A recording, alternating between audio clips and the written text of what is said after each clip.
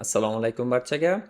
Bugun sizlar bilan Linux asoslari darslarimizdan fayl yo'naltirishlari va tasdiqlovchilarni ko'rib chiqamiz. O'tgan mavzularimiz fayllar va kataloglarni topish edi. O'sha mavzuyimizni savollari bor. Mana shu savollarni birinchi ko'rib chiqamiz, keyin esa darsni boshlasak bo'ladi. Ya'ni 3 ta savoli bor. Bu savollarni men yechganman oldin.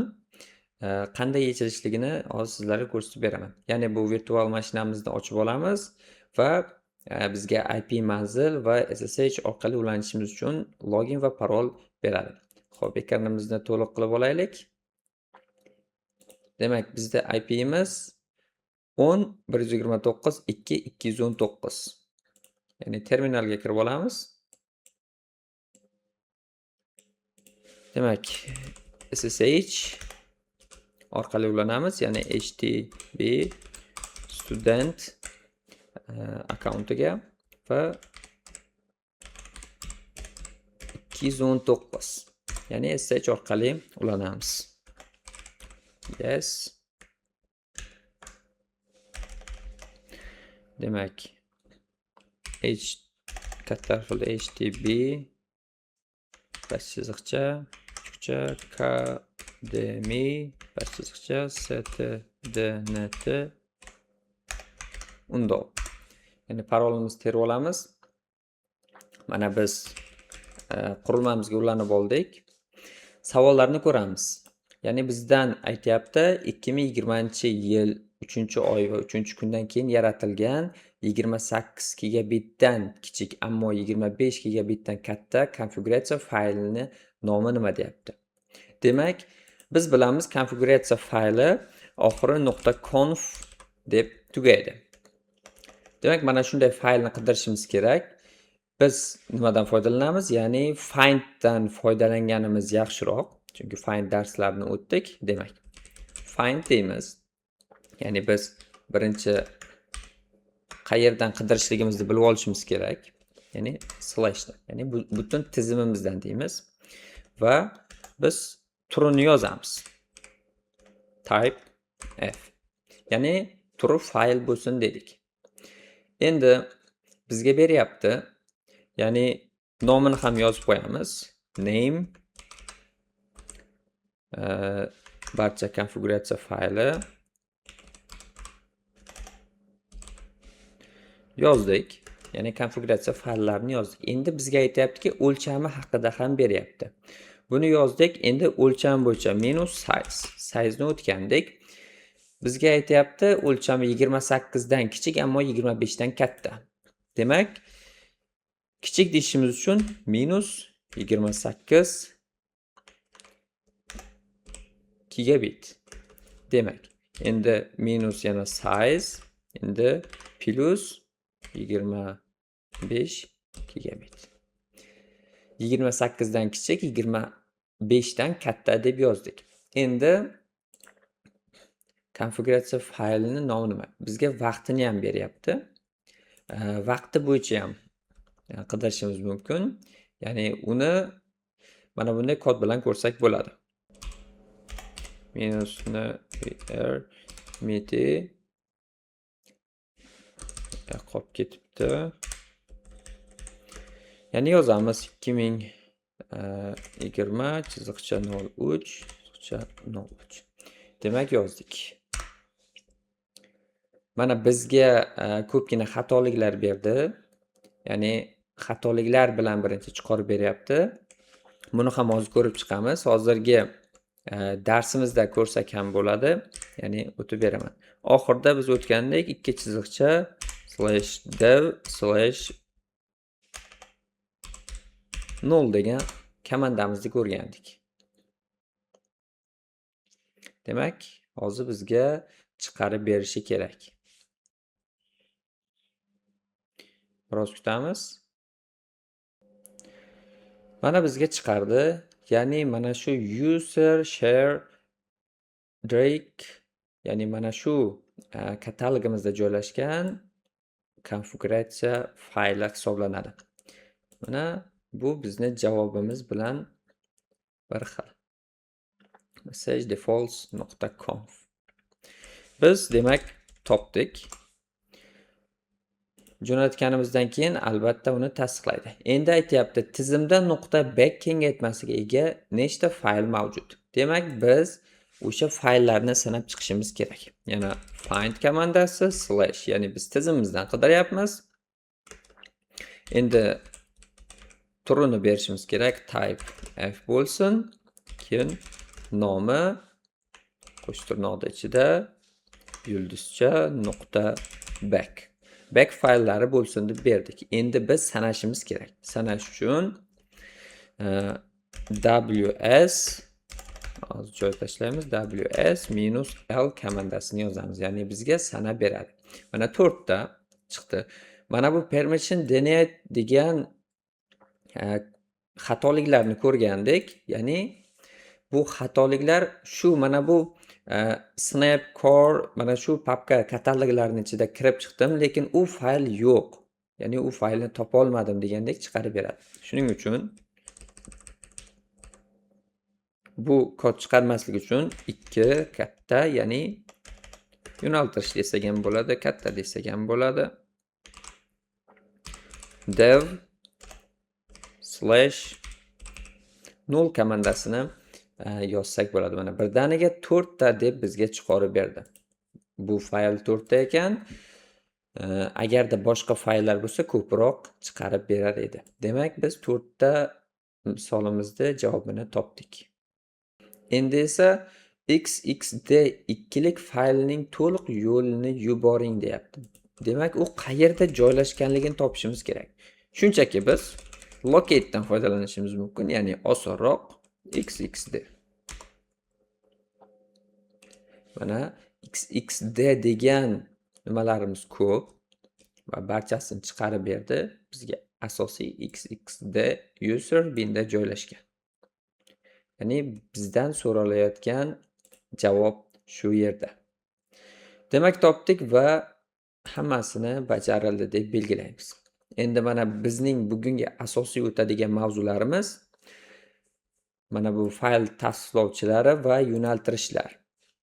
Xo'p, sizlar bilan stdin, stdout va stder komandalarini, ya'ni ma'lumot oqimini ko'rsak bo'ladi, ya'ni standard in, standard out, standard error.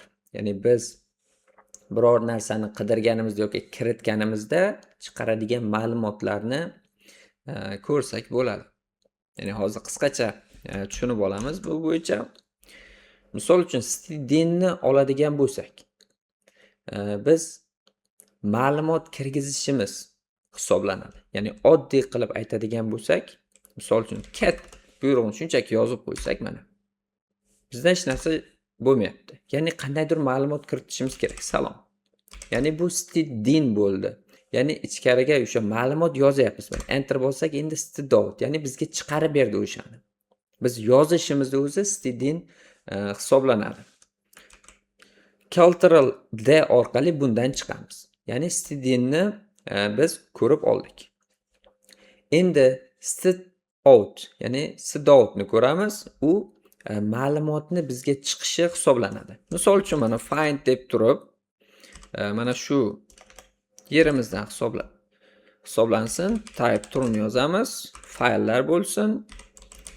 Nomi misol uchun barcha tekstillar bo'lsin. Mana bizga shunchasini chiqarib berdi. Endi mana bu chiqarayotgan ma'lumotlar bizga stdout hisoblanadi. Ya'ni mana shularning hammasi bizga chiqdi. Agarda mana shularni yo'naltirishimiz ham mumkin. Mana shu chiqqan ma'lumotni oldik va belgi qo'yib qandaydir, misol uchun stout.txt fayli deb shunga yo'naltirishimiz ham mumkin. Ya'ni mana shu faylga biz chiqargan ma'lumotlar yo'naltirildi. O'qib ko'ramiz. Mana o'sha ma'lumotlarimiz bor.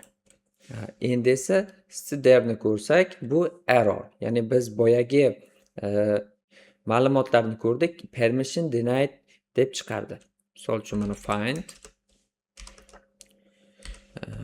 turi fayl bo'lsin, -name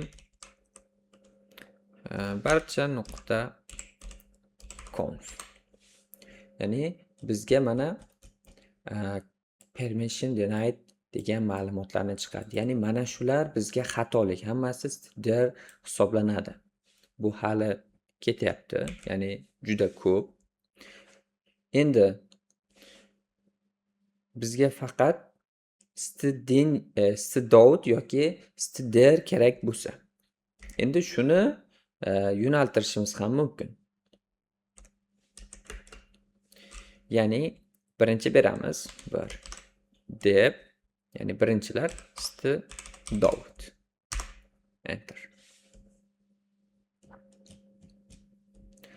Ya'ni bunga biz chiqargan ma'lumotlar hammasi yo'naltirildi. Faqat bizga qolgani permission denied'lar.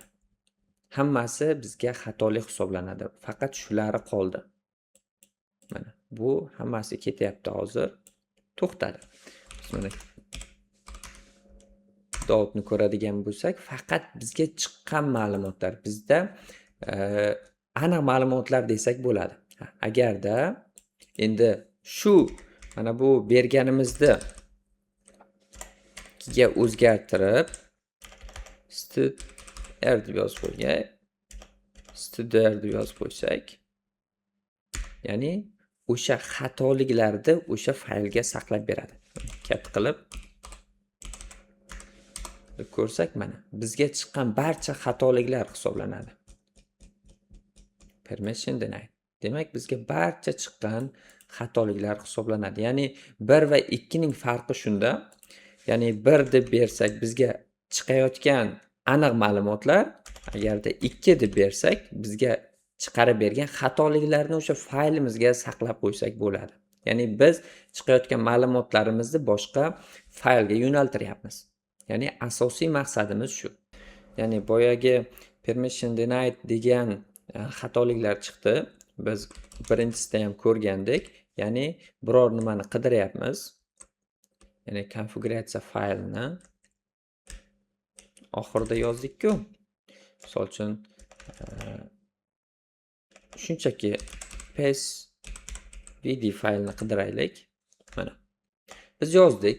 Ya'ni biz qidiryapmiz, ya'ni tizimimizdan turi fayl bo'lsin, nomi psvd faylimiz bo'lsin va 2 dev null deb beryapmiz-ku. Ya'ni ikkinchisidagi stderni bizga chiqarayotgan xatoliklarni chiqarmasin deyapti. Ya'ni ularni o'chirib tashlasin degandek, bizga kodni beryapti mana. Biz buni berdik. 2 ning farqi shunda. Ya'ni 2 bizda stder hisoblanadi. Xatoliklarni chiqarmaydi. Agarda biz buni o'chirsak, mana bizga barcha xatoliklarni chiqaryapti. Uni ko'rgandik, ya'ni mana shu kataloglarimizning ichiga kirib chiqdi, lekin bizga psvd faylni topib bermadi. Va bizga xatolik chiqardi. Mana shu xatolikni o'chirishimiz uchun 2 dev null komandasidan foydalanamiz. Endi mana bu ma'lumotni bizga chiqarib berdi. Qandaydir chiqarib bergan bo'lsa, endi shuni yo'naltiramiz. Ya'ni agarda bir chiziqcha qilib stdout deb beraylik, ya'ni bizga aniq stdout 1 deb yozib qo'yaylik, tekstilar. Enter. Faqatgina xatoliklarni olib tashladi va bizga aniq javobini mana bu faylni ichiga yo'naltirib berdi. Misol uchun echo bilan ko'ramiz. Misol uchun salom deb turib yangi fayl qilaylik. Bitta 1 2 3 nokta text. Enter. Cat qildik. O'qidik va salom so'zimiz turibdi. Ya'ni biz salomni shu faylga joyladik. Agarda yana bitta mana shuni o'zgartirsak, alik deb yozib qo'ysak, bitta yo'naltirish bilan turibdi bizda. Mana alikni o'zi qolgan, lekin undan oldin biz salom deb yozgan edik. Endi biz mana shunga ikkitalik yo'naltirish bilan bersak, salomga o'zgartiramiz. Cat qilib o'qib ko'rsak, mana alikdan keyin yana salomni yozib berdi.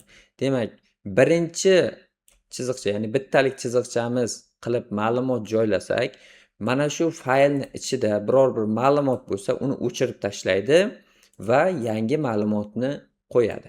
Agarda ikkitalik yo'naltirish bilan bersak, oldingi ma'lumotni saqlab qo'yadi va uni oxiridan joylab qo'yadi. Demak, mavzuyimiz shulardan iborat edi. Agarda qo'shimcha savollaringiz bo'lsa, bemalol yozishlaringiz mumkin. Keyingi darslargacha xayr.